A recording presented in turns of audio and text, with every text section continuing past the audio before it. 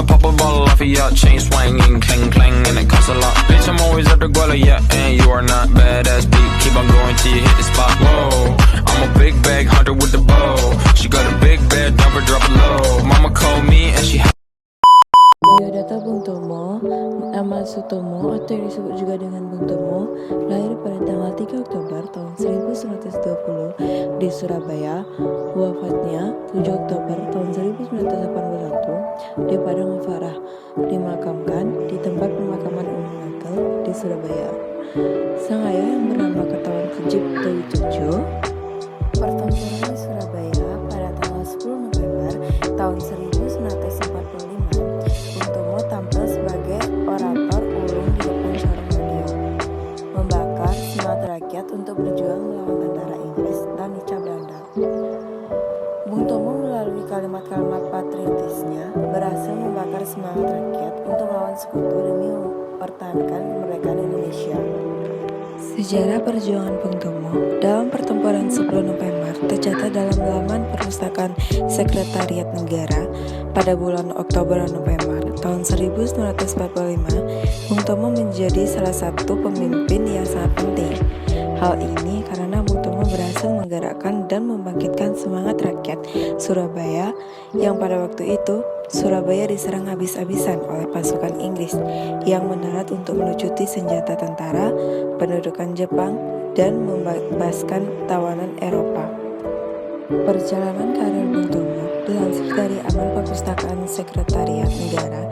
Di usia muda Bung Tomo sudah aktif dalam organisasi KBI atau yang disebut juga dengan Kepanduan Bangsa Indonesia.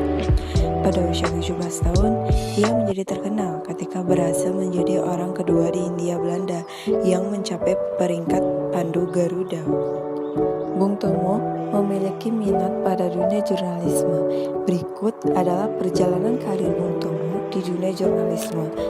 Pertama, menjaga sebagai wartawan lepas pada harian Soera Oemong di Surabaya pada tahun 1937. Yang kedua, sebagai redaktur mingguan Pembela Rakyat di Surabaya pada tahun 1939. Yang ketiga, bekerja di kantor berita tentara penduduk Jepang, Domei, bagian bahasa Indonesia untuk seluruh Jawa Timur di Surabaya pada tahun 1942 sampai 1945. Yang keempat, menjabat sebagai pemimpin redaksi kantor berita Antara pada tahun 1945. Peran Bung Tomo dalam mempertahankan kemerdekaan Indonesia adalah sebagai pemimpin pemuda-pemuda Surabaya dalam pertempuran melawan sekutu di Surabaya.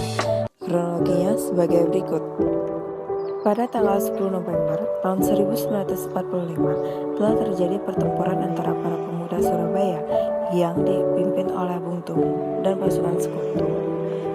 Pertempuran tersebut dipicu oleh para pemuda Surabaya yang tidak menanggapi ultimatum Inggris untuk menyerahkan semua senjata akibat suatu insiden yang menyebabkan tewasnya Jenderal Malabai, salah seorang komandan pasukan Inggris di Surabaya.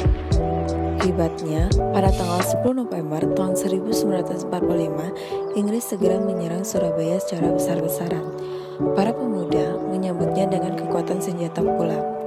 Pengalaman dan persenjataan sekutu yang unggul tidak menyebabkan rakyat Surabaya menyerah. Peki Allahu Akbar dari Bung Tomo di radio untuk membangkitkan semangat perjuangan. Serangan sekutu menyebabkan kota Surabaya hancur dan para pemuda Surabaya mundur ke berbagai daerah untuk bertahan dan menyusun kekuatan.